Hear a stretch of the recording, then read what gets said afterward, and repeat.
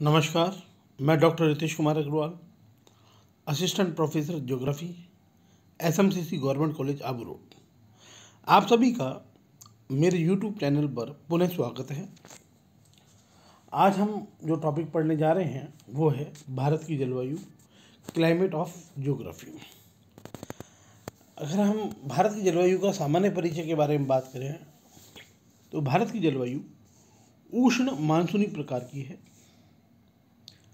कर्क रेखा भारत के बीच से गुजरने के कारण भारत की जलवायु में पर्याप्त प्रादेशिक विविधता पाई जाती है।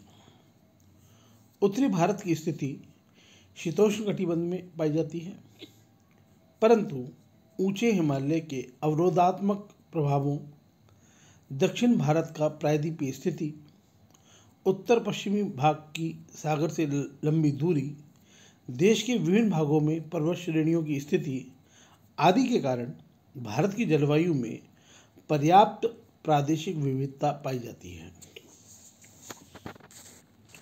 अगर हम भारत की जलवायु की विशेषताओं के बारे में बात करें, कैरेक्टरिस्टिक्स ऑफ इंडियन क्लाइमेट के बारे में बात करें, तो हम बिंदुवार एक एक विषय को ले हैं।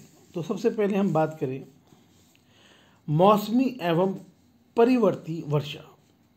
भारत में 80% से अधिक वर्षा ग्रीष्म के उत्तरार्ध में होती है। वर्षा ऋतु की अवधि देश के विभिन्न भागों में 1 से 5 माह के बीच पाई जाती है, क्योंकि वर्षा मूसलाधार होती है।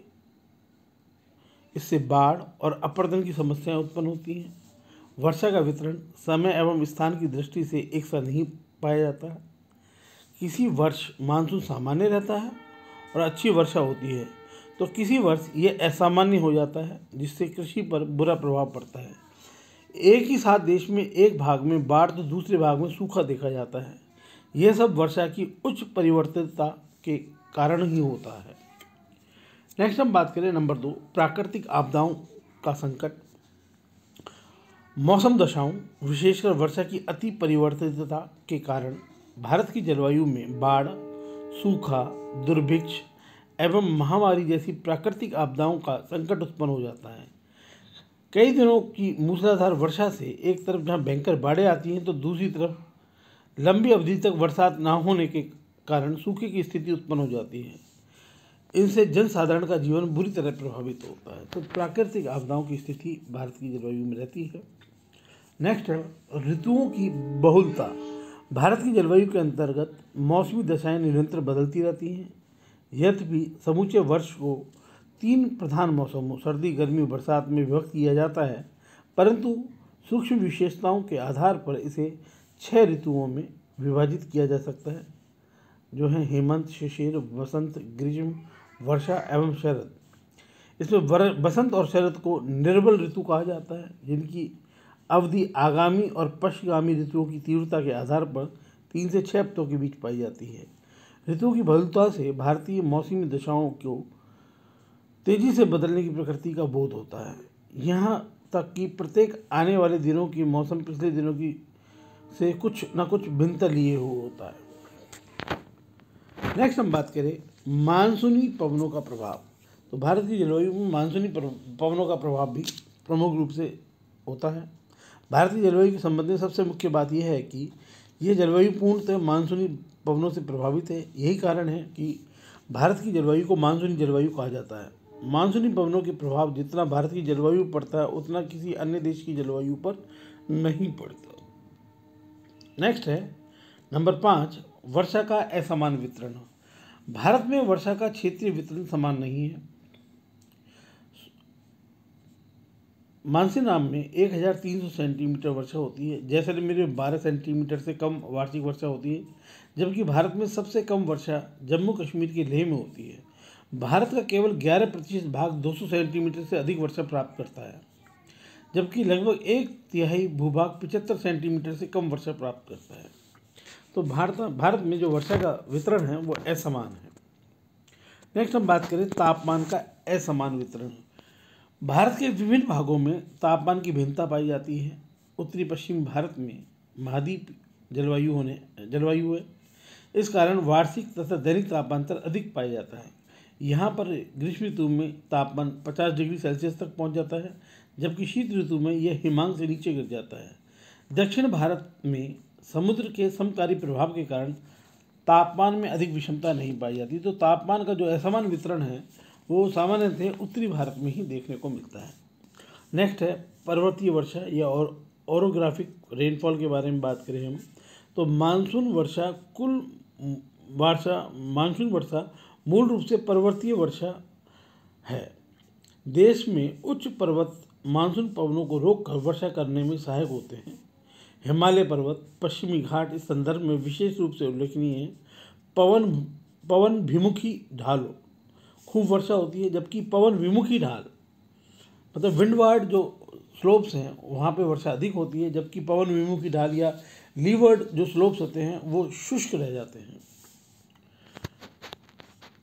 भारतीय जलवायु की विशेषता में नेक्स्ट हम बात करें मानसून विभंगता, गैप ऑफ मानसून।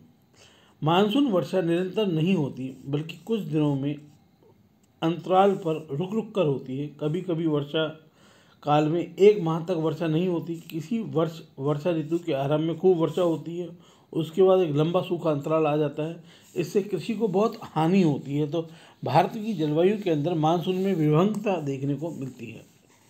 नेक्स्ट है स्थल पर बारी बारी से उच्च और निम्न दाब के क्षेत्रों का निर्माण। अगर इस बारे में बात करें हम, तो वायु दिशा की भांति मौसमी परिवर्तन के साथ साथ वायुमंडलीय दाब में भी परिवर्तन पाया जाता है।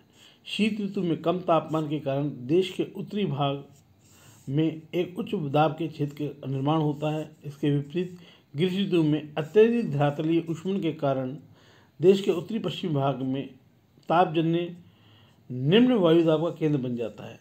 दक्षिण के समुद्री क्षेत्र में दशाएं विपरीत होती हैं। स्थल के इन दाब केंद्रों की तीव्रता का हवाओं की दिशा, वेग एवं वर्षा को प्रभावित करने में प्रमुख भूमिका होती है। यथा सर्दी में हवाएं स्थल से सागर की ओर, शुष्क और ग्रीष्म से सागर से स्थल की ओर चलती हैं, जो आर्द्र और वर्षा करने में समर्थ होती हैं। तो इस तरह जो उच्च वायुदाब है तापमान पर डिपेंड है। तापमान उच्च होता है तो वायुदाब निम्न होता है, तापमान कम होता है तो वायुदाब उच्च होता है। इस प्रकार हवाएं उच्च वायुदाब से निम्न वायुदाब की ओर गति करती हैं, जिससे यहाँ जब ग्रीष्म ऋतु में समुद्र से स्थल की ओर हवाएं चलती हैं तो वर्षा होती है। नेक्स्ट हम बात करें 10वां पॉइंट है वायु दिशा में ऋतुवत परिवर्तन। वर्ष में मौसम परिवर्तन के साथ वायु की दिशा में ऋतुवत परिवर्तन भारतीय जलवायु की प्रमुख विशेषता है। शीत ऋतु में ये हवाएं स्थल से जल की ओर उत्तर पूर्व से दक्षिण पश्चिम दिशा में प्रवाहित होती हैं। ये हवाएं शुष्क होती हैं, जिसमें शीत ऋतु वर्षा विहीन हो जाती है। ग्रीष्म ऋतु में हवा की दिशा उलट जाती है। इन दोनों हवाएं जल से स्थल की ओर दक्षिण पश्चिम से उत्तर पूर्व दिशा में बहने लगती हैं।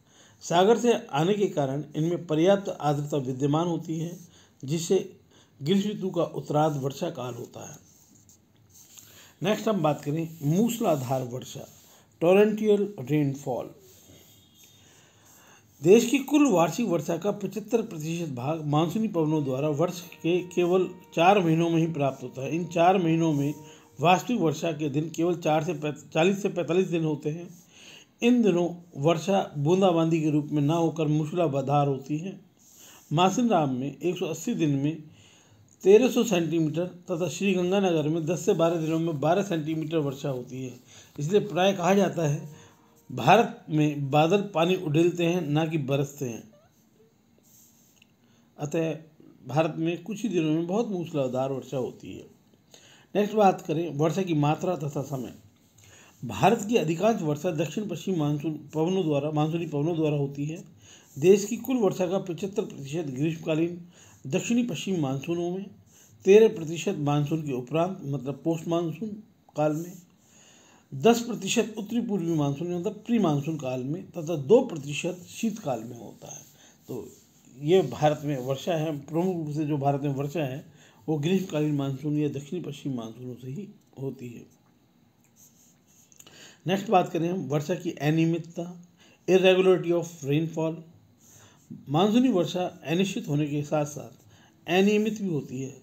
यह अपने नियमित मात्रा से अधिक अथवा कम हो सकती है, जिससे क्रमशः बाढ़ व सूखे की स्थिति उत्पन्न हो जाती है। अनियमितता का प्रभाव विशेष रूप से 50 से 100 सेंटीमीटर वार्षिक वर्षा वाले क्षेत्रों में पड़ता है। ऊपरी व मध्य गंगा का मैदान तथा प्रायद्वीपीय भारत के अधिकांश भागों में इसका प्रभाव विशेष रूप से पड़ता है। इससे अधिक वर्षा वाले क्षेत्रों में अनियमितता के बावजूद भी फसलों के लिए पर्याप्त जल मिल जाता है। इससे कम वर्षा वाले क्षेत्रों में सिंचाई सुविधा उपलब्ध है। लास्ट है वर्षा की अनिश्चितता। मानसूनी वर्षा का अधिकांश भाग जुलाई से सितंबर तक प्राप्त होता है, परंतु मानसूनी वर्षा प्राय समय पर नहीं हो पाती और काफ़ी अनिश्चित होती है। कभी तो ये वर्षा समय से पहले आ जाती है और कभी काफ़ी देर से आती है। इससे कृषि कार्य पर प्रतिकूल प्रभाव पड़ता है। तो ये थी भारत की प्रमुख जो जलवायु की विशेषताएं हैं। अब हम बात करते हैं भारत की जलवायु को प्रभावित करने वाले कारकों के बारे में, factors affecting to Indian climate. तो बात करें हम भारत की जलवायु की विविधता को अनेक कारक प्रभावित करते हैं। उनमें सबसे जो प्रमुख कारक हैं वो निम्न प्रकार से हैं। सबसे पहले है स्थिति एवं अक्षांशीय विस्तार। भारत मोटे तौर पर 8 डिग्री 4 मिनट उत्तरी से 37 डिग्री 6 मिनट उत्तरी अक्षांशों के मध्य स्थित है। कर्क रेखा भारत के मध्य से होकर गुजरती है। विषुवत जो रेखा है उसके पास होने के कारण दक्षिणी भागों में वर्ष भर उच्च तापमान रहता है। दूसरी ओर उत्तरी भाग में गर्म शीतोष्ण पेटी में स्थित है, अतः यह विशेषकर शीतकाल में निम्न तापमान रहता है। नेक्स्ट बात करें समुद्र से दूरी। प्रायद्वीपीय भारत अरब सागर, हिंद महासागर तथा बंगाल की खाड़ी से घिरा हुआ है, अतः भारत के तटीय प्रदेशों की जलवायु सम है। इसके विपरीत जो प्रदेश देश के आंतरिक भागों में स्थित हैं वे समुद्री प्रभाव से अछूते हैं। फलस्वरूप उन प्रदेशों की जलवायु अति विषम या महाद्वीपीय है।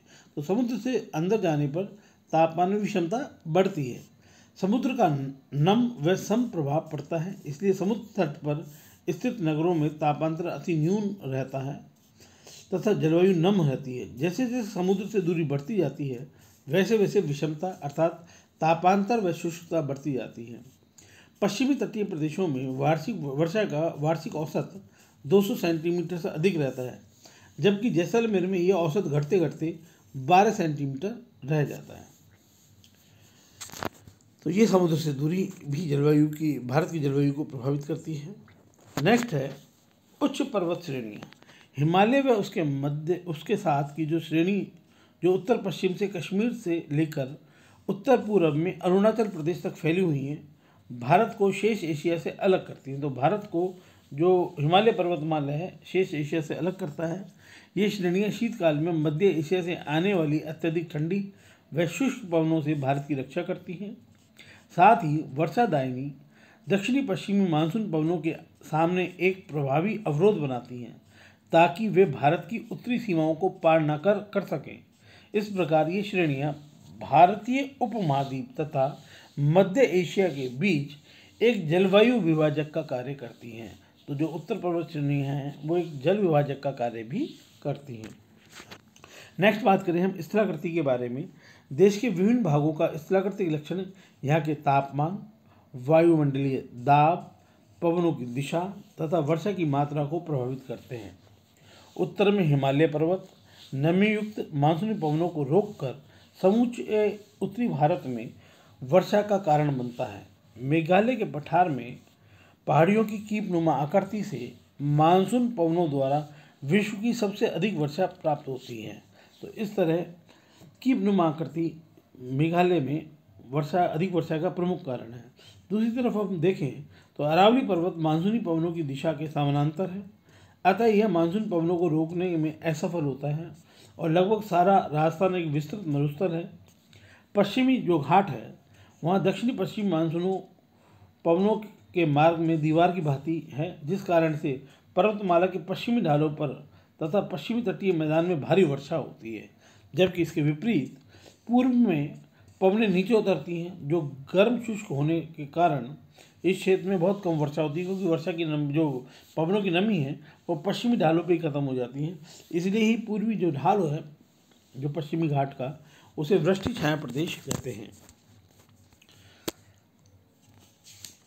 नेक्स्ट बात करें हम मानसूनी पवनें। दक्षिणी पश्चिमी ग्रीष्मकाल, जो ग्रीष्मकाल है उसमें पवनें समुद्र से स्थल की ओर चलती हैं और समस्त देश को प्रचुर वर्षा प्रदान करती हैं। इसके विपरीत शीतकालीन उत्तरी पूर्वी मानसूनी पवनें स्थल से समुद्र की ओर चलती हैं, जो वर्षा करने में असमर्थ होती हैं। बंगाल की खाड़ी से कुछ जलवाष्प प्राप्त करने के पश्चात ये पवनें तमिलनाडु के तट पर थोड़ी वर्षा करते हैं। तो शीतकाल में जो है, जो कोरोमंडल तट है या तमिलनाडु तट है, वहाँ पे वर्षा होती है, जबकि ग्रीष्मकाल में पूरे भारत में मानसूनी पवनों द्वारा वर्षा होती है, दक्षिणी पश्चिमी मानसूनी वर्षा। नेक्स्ट बात करें पर्वतों की स्थिति व दिशा। जलवायु को प्रभावित करने वाला ये एक महत्वपूर्ण कारक है। पश्चिमी घाट की स्थिति प्रायद्वीपीय भारत के पश्चिमी घाट के निकट है। इस कारण से दक्षिणी पश्चिमी मानसून पश्चिमी ढालों पर प्रचुर वर्षा होती है, जबकि विपरीत ढालों पर प्रायद्वीपीय पठार दक्षिण पश्चिमी मानसून के वृष्टि छाया प्रदेश में आता है, जैसा कि हमने पहले भी पढ़ा था। हिमालय पर्वत की स्थिति व दिशा के कारण भारत की जलवायु सौम्य है। हिमालय साइबेरियाई ठंडी जो पवनें हैं उनको देश में आने से रक्षा करता है, साथ ही ग्रीष्मकालीन मानसून को रोककर भारत में ही वर्षा कराने के लिए बाध्य करता है। इसी तरह हमारे राजस्थान की अगर हम बात करें तो पश्चिमी राजस्थान में शुष्कता का एक कारण यह है कि अरावली श्रेणी की दिशा दक्षिणी पश्चिमी मानसून के समानांतर है, अतः यह पवनों के मार्ग में अवरोध उपस्थित नहीं करती। तो यही कारण है कि राजस्थान में वर्षा कम होती है। नेक्स्ट बात करें, 7वां पॉइंट है समुद्र तल से ऊंचाई। इसका तापमान से विपरीत संबंध है। जैसे मतलब ऊंचाई अधिक होगी तो तापमान घटता है। सामान्यतः प्रति 165 मीटर की ऊंचाई पर 1 डिग्री सेल्सियस तापमान कम होता है। इसी कारण हिमालय के उच्च ढालों पर हमेशा बर्फ जमी रहती है। एक ही अक्षांश पर स्थित होते हुए भी ऊंचाई में भिन्नता के कारण ग्रीष्मकालीन औसत तापमान मसूरी में 24 डिग्री सेल्सियस, देहरादून में 32 डिग्री सेल्सियस तथा अम्बाला में 40 डिग्री सेल्सियस पाया जाता है। अतः हम कह सकते हैं कि एक ही अक्षांश पर स्थित लोग क्षेत्रों में भी समुद्र तल से ऊंचाई का प्रभाव वहाँ की जलवायु पर पड़ता है। नेक्स्ट है भूमध्य रेखा से दूरी। यह तापमान को प्रभावित करती है। बढ़ते हुए अक्षांश के साथ तापमान में कमी आती जाती है, क्योंकि सूर्य की किरणें का तिरछापन बढ़ता जाता है। जैसे ही भूमध्य रेखा से उत्तर या दक्षिण में जाते हैं तो जो सूर्य की किरणें हैं उनका तिरछापन बढ़ता जाता है। इससे सूर्य ताप की मात्रा प्रभावित होती है। इसी कारण हिमालय के दक्षिणी ढालों पर हिमरेखा की ऊंचाई अधिक है, किंतु तिब्बत की ओर उत्तरी ढालों पर इसकी ऊंचाई कम है। कर्क रेखा भारत के लगभग मध्य से गुजरती है, अतः उत्तरी भारत शीतोष्ण प्रदेश में तथा दक्षिणी भारत उष्ण प्रदेश में आता है। नेक्स्ट बात करें हम ऊपरी वायु परिसंचरण। भारत में मानसून के अचानक विस्फोट का एक अन्य कारण भारतीय भूभाग के ऊपरी जो वायु परिसंचरण है उसमें होने वाला परिवर्तन भी है। ऊपरी वायु तंत्र में बहने वाली जेट वायु धाराएं भारतीय जलवायु को प्रभावित करती हैं, जो निम्न प्रकार से हैं। वास्तव में भारत में जो 2 प्रकार की जेट धाराएं बहती हैं, पश्चिमी जेट वायुधारा और पूर्वी जेट धारा। सबसे पहले हम बात करें पश्चिमी जेट वायुधारा के बारे में, तो शीतकाल में समुद्र तल से लगभग 8 किलोमीटर की ऊंचाई पर पश्चिमी जेट वायुधारा अधिक तीव्र गति से समशीतोष्ण कटिबंध के ऊपर चलती है। यह जेट वायुधारा हिमालय की श्रेणियों द्वारा 2 भागों में विभाजित हो जाती है। इस जेट वायुधारा की उत्तरी शाखा इस अवरोध के उत्तरी सिरे के सहारे चलती है। दक्षिणी शाखा हिमालय श्रेणियों के दक्षिण में 25 डिग्री उत्तरी अक्षांश के ऊपर पूर्व की ओर चलती है। मौसम वैज्ञानिकों का ऐसा विश्वास है कि यह शाखा भारत की शीतकालीन मौसमी दशाओं को प्रभावित करने में महत्वपूर्ण भूमिका निभाती है। यह जेट वायुधारा भूमध्य सागरीय प्रदेशों से पश्चिमी विक्षोभों को भारतीय उपमहाद्वीप में लाने के लिए उत्तरदायी है। उत्तरी पश्चिमी मैदानों में होने वाली शीतकालीन वर्षा व ओलावृष्टि तथा पहाड़ी प्रदेशों में कभी कभी होने वाली भारी हिमपात इन्हीं विक्षोभों का परिणाम है और इनके बाद संपूर्ण उत्तरी मैदान में शीत लहरें चलती हैं। नेक्स्ट हम बात करें पूर्वी जेट धारा वायुधारा के बारे में, तो ग्रीष्मकाल में सूर्य के उत्तरी गोलार्ध में आभासी गति के कारण ऊपरी वायु संचरण में परिवर्तन हो जाता है। पश्चिमी जेट वायुधारा के स्थान पर पूर्वी जेट वायुधारा चलने लग जाती है। तो उसका स्थान कौन ले लेता है? पूर्वी जेट वायुधारा, जो तिब्बत के पठार के गर्म होने से उत्पन्न होती है। इससे पूर्वी ठंडी जेट वायुधारा विकसित होती है, जो 15 डिग्री उत्तरी अक्षांश के आसपास प्रायद्वीपीय भारत के ऊपर चलती है। ये दक्षिण पश्चिमी मानसूनी पवनों के अचानक आने में सहायता देती है। तो पूर्वी जेट धारा जो ग्रीष्मकालीन मानसून है उसमें अत्यंत सहायक है। नेक्स्ट हम बात करें पश्चिमी विक्षोभ व उष्णकटिबंधीय चक्रवात। तो सबसे पहले हम बात करें तो पश्चिमी विक्षोभों की। तो पश्चिमी विक्षोभ भारतीय उपमहाद्वीप में पश्चिमी जेट प्रवाह के साथ भूमध्य सागरीय प्रदेश से आते हैं।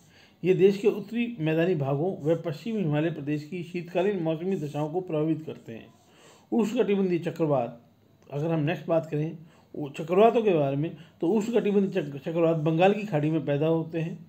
ये चक्रवातों की तीव्रता तथा दिशा दक्षिण पश्चिम मानसून काल में भारत के अधिकांश भागों तथा पीछे हटते हुए मानसून की ऋतु अर्थात अक्टूबर नवंबर में पूर्वी तटीय भागों की मौसमी दशाओं को प्रभावित करते हैं। कुछ उष्णकटिबंधीय चक्रवात अरब सागर में भी पैदा होते हैं और भारत की पश्चिमी तटीय प्रदेश को प्रभावित करते हैं। नेक्स्ट हम बात करें, बहुत महत्वपूर्ण कारक है अल नीनो प्रभाव, अल नीनो इफेक्ट। भारत में मौसमी दशाएं अल नीनो से प्रभावित होती हैं, जो संसार के उष्णकटिबंधीय प्रदेशों में विस्तृत बाढ़े और सूखे के लिए उत्तरदायी हैं। अल नीनो एक सकड़ी गर्म समुद्री धारा है जो प्रशांत महासागर में पेरू के तट पर बहती है, जो कभी कभी दक्षिण अमेरिका के पेरू तट पर कुछ दूरी पर दिसंबर महीने में दिखाई देती है। कई बार पेरू की ठंडी धारा के स्थान पर यह अस्थायी गर्म धारा के रूप में बहने लगती है। कभी कभी अत्यधिक तीव्र होने पर यह समुद्र के ऊपरी जल के तापमान 10 डिग्री सेल्सियस तक बढ़ा देती है। उष्णकटिबंधीय प्रशांत महासागरीय जल के गर्म होने से भूमंडलीय में भारत के भयंकर सूखा अल नीनो का ही परिणाम है। तो जब अल नीनो प्रभाव होता है तो भारतीय मानसून कमज़ोर हो जाता है। भारतीय मानसून निर्भर पड़ने से भारत में सूखा अकाल की स्थिति पैदा होती है। नेक्स्ट बात करें हम दक्षिण दोलन, सदर्न ऑक्सीलेशन के बारे में बात करें हम, तो दक्षिण दोलन मौसम विज्ञान से संबंधित वायुदाब में होने वाले परिवर्तन का प्रतिरूप है, जो हिंद प्रशांत महासागर के मध्य प्राय देखा जाता है। जब वायुदाब हिंद महासागर में अधिक होता है तो प्रशांत महासागर पर यह कम होता है, अथवा इन दोनों महासागरों पर वायुदाब की स्थिति एक दूसरे के विपरीत होती है। जब वायुदाब प्रशांत महासागरीय क्षेत्र पर अधिक होता है तथा हिंद महासागर में कम होता है तो भारत में दक्षिण पश्चिम मानसून शक्तिशाली होता है। ये स्थिति सामान्यतः लाल नीनो के समय ज़्यादा देखने को मिलती है। इसके विपरीत इस परिस्थिति में मानसून कमज़ोर हो जाता है। जब अल नीनो होता है तो प्रशांत महासागर में न्यून वायुदाब होता है, जिससे भारतीय जो हिंद महासागर है जहाँ उच्च वायुदाब होता है वो दो शाखाओं में विभक्त हो जाता है। एक शाखा तो भारतीय उपमहाद्वीप की ओर चलती है, दूसरी प्रशांत महासागर की ओर। अतः उस स्थिति में भारतीय मानसून कमज़ोर हो जाता है। नेक्स्ट हम बात करें उपमहाद्वीपीय स्थिति का या स्वरूप। भारत को उपमहाद्वीप की संज्ञा दी जाती है क्योंकि इसके तीन ओर पूर्व में बंगाल की खाड़ी, दक्षिण में हिंद महासागर तथा पश्चिम में अरब सागर स्थित हैं। अतः यहाँ के तटीय प्रदेश की जलवायु सम है, लेकिन जैसे आंतरिक भागों में जाते हैं तो जलवायु शुष्क हो जाती है, क्योंकि आंतरिक भागों में धरातलीय स्वरूप व समुद्री पवनों का प्रभाव कम हो जाता है। जैसा कि हम समुद्र से दूरी के अंदर भी इस विषय को हम डिस्कस कर चुके हैं। नेक्स्ट टॉपिक है हिंद महासागर की स्थिति। भारत के दक्षिण में विश्व का तीसरा बड़ा महासागर हिंद महासागर स्थित है, जिससे भारत का दक्षिण पश्चिम मानसून सक्रिय होता है तथा कर्क रेखा से दक्षिणी हिंद महासागर तक उष्ण मानसूनी जलवायु पाई जाती है। इस जलवायु की प्रमुख विशेषता न्यून दैनिक ताप परिसर और उसकी समान जलवायु में अधिक आर्द्रता एवं वर्षा की न्यूनाधिकता सर्वत्र पाई जाती है। तो ये हिंद महासागर की स्थिति के कारण ही संभव है। तो ये भारत की जलवायु को प्रभावित करने वाले महत्वपूर्ण कारक थे। थैंक यू, धन्यवाद। इसी प्रकार मेरे वीडियो को देखने के लिए मेरे चैनल को लाइक करें, सब्सक्राइब करें, शेयर करें। धन्यवाद।